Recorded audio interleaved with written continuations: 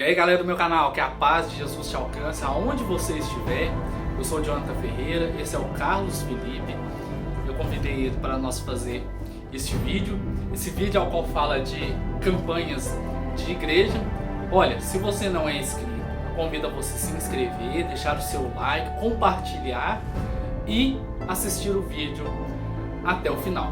Quero deixar bem claro que se você é a favor, de campanha de igreja, ou se você participa de alguma campanha de igreja, nós respeitamos. Vamos lá?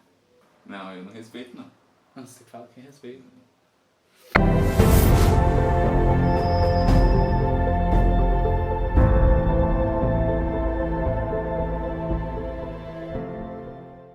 Então, meus irmãos e meus amigos, nós vamos citar algumas campanhas aqui agora. E para nós é um meio que absurdo o tipo ou o nome da campanha.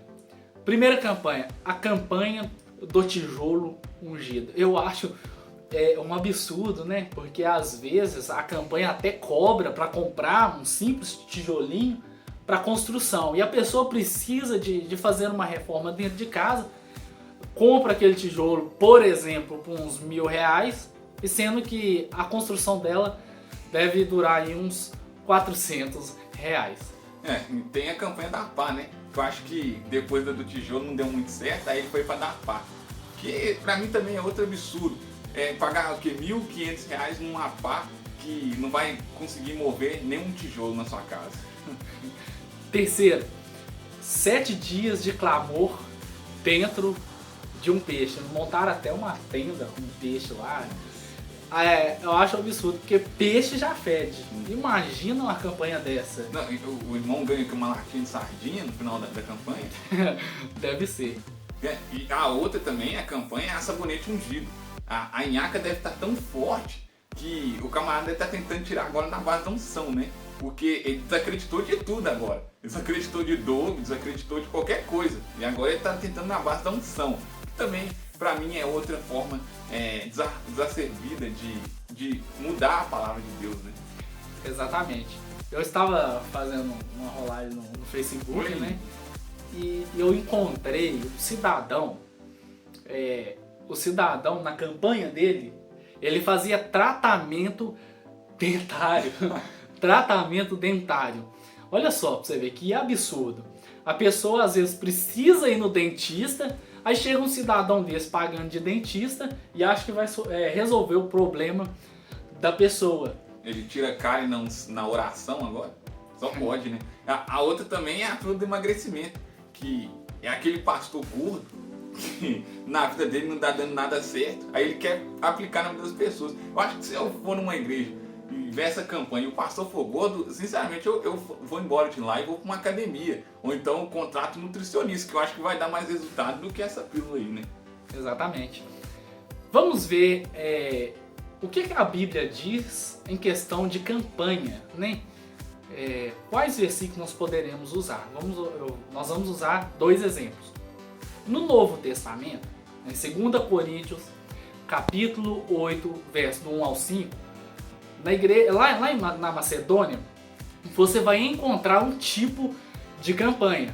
Porém, essa campanha, ela não é visada para o eu, ou só para o homem, ou para o homem adquirir alguma coisa. Não. Essa campanha que foi feita lá em 2 Coríntios capítulo 8 foi para ajudar o próximo. E você vai encontrar isso na sua Bíblia, 2 Coríntios capítulo 8, do primeiro verso até o 5º verso. E bem lembrado, João. No Antigo Testamento, lembrando que a palavra de Deus é a clara, é aquilo que vai trazer a revelação. No Antigo Testamento nós também temos uma ideia de campanha, que é o propósito de Esther, que ela pede para que o povo ore para que ela vá se encontrar com o rei. Novamente visando o coletivo, visando o bem do próximo. Por quê? Porque ela ia se encontrar com o rei em prol do povo hebreu. Então você vê que até as campanhas dentro da palavra de Deus eram visadas para o coletivo, visadas para o próximo. Não visadas para conquistar algo ou visadas para o eu humano, Uma observação é que nós estamos gravando aqui, vai surgir a pergunta no interior da pessoa, ou uma pessoa que faz a leitura da palavra de Deus diariamente. pô Jonathan, pô Felipe, eu vi lá em Atos 19 que os lenços de Paulo curava, os lenços de Paulo operavam maravilhas. Nós não podemos pegar um versículo isolado e simplesmente falar assim, não, é isso aqui. Não. Vamos ver o que o versículo anterior diz.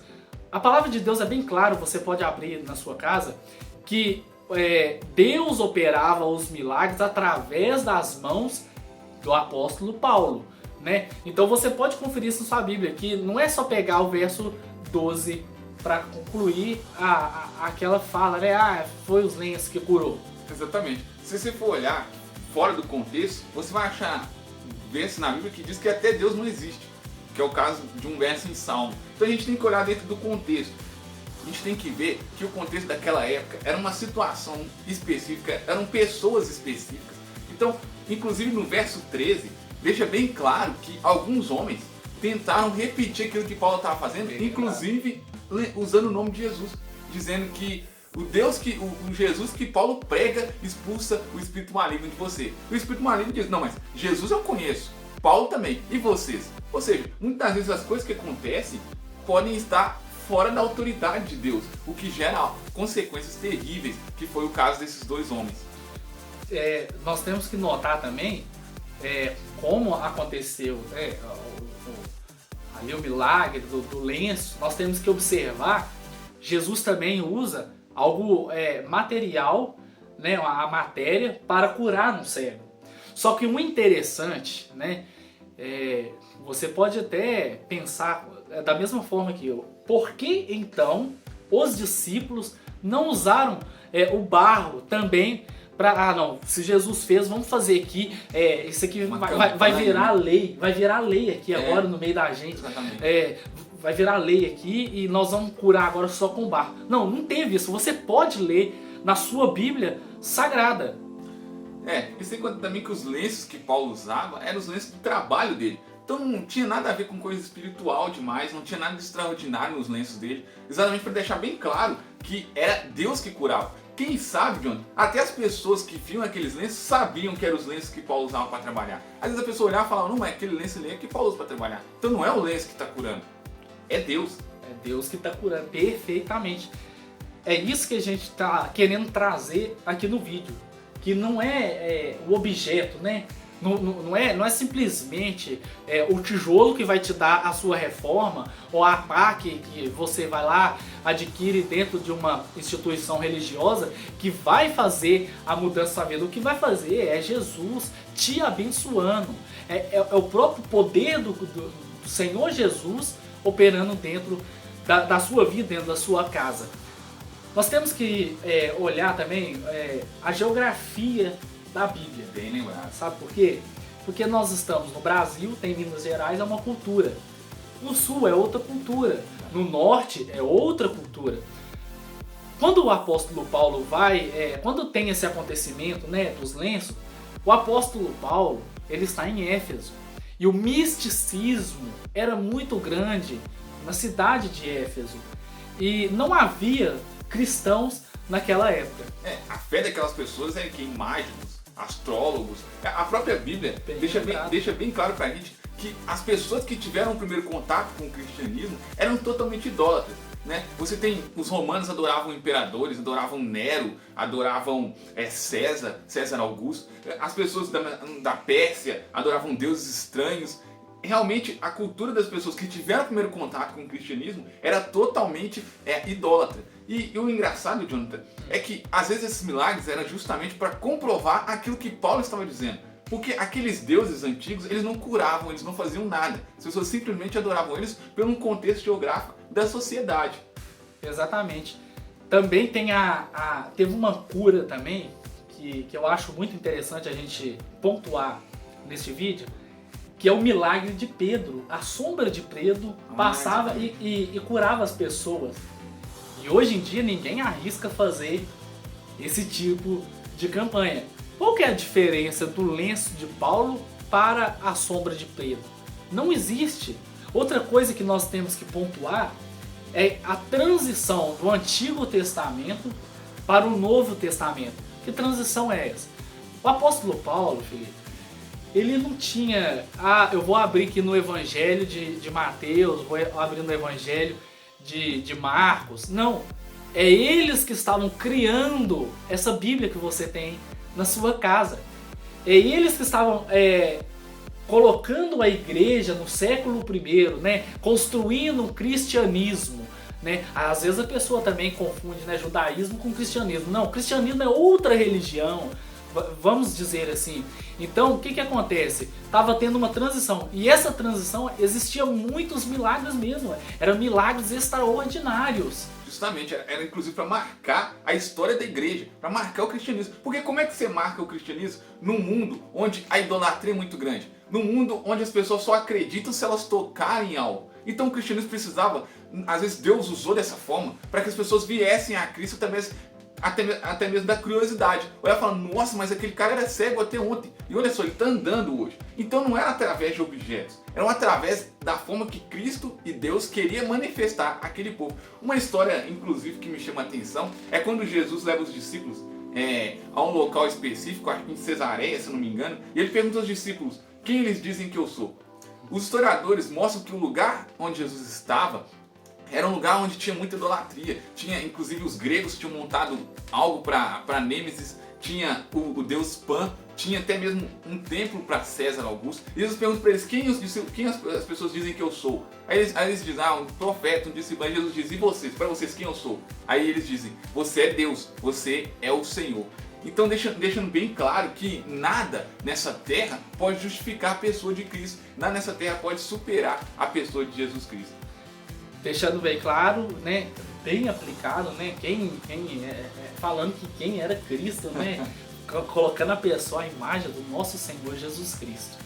Nós queremos deixar bem claro nesse vídeo que, então, o instrumento não faz milagre. Não adianta a pessoa pegar o instrumento e falar, é isso aqui que vai dar o meu milagre. Não existe.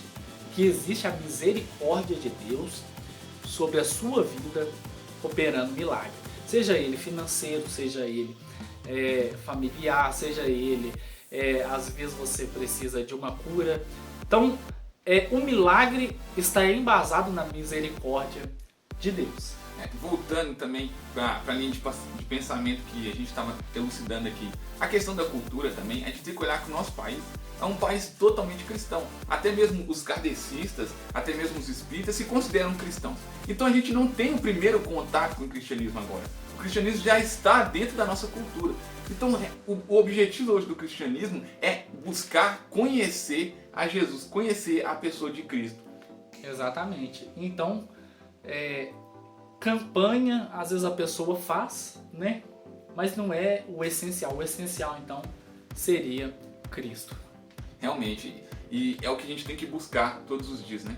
O Brasil é um país idólatra. O Brasil é um país que tem uma cultura muito presa ao homem, né? E realmente, infelizmente, a pessoa de Cristo tem sido ficado de lado para que o ser humano busque coisas fúteis e coisas para o seu ego. Deixando bem claro que essas campanhas, se você pratica ou se você acredita nelas, na Bíblia, pelo que nós buscamos, não existe embasamento para esse tipo de campanha. Porque todas as campanhas que foram feitas foram em culturas diferentes, em situações específicas e também para provar o cristianismo para aquele povo.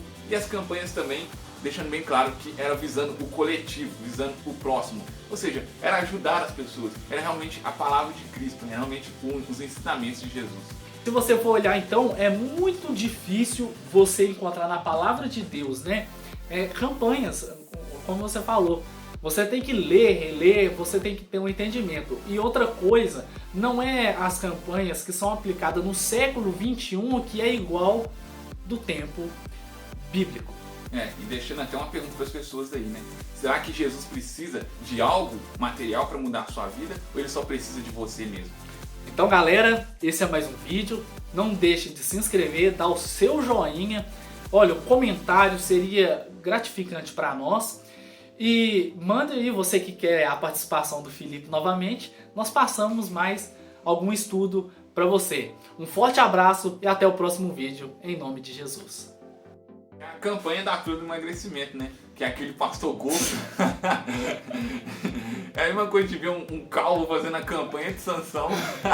Engraçado, né, que não tem a campanha do Maromba, né? Que cara magrinho de ser. A campanha do Tinder. O cara tá encalhado já tem anos, né? 20 anos. E a campanha do CC? Limão com bicarbonato.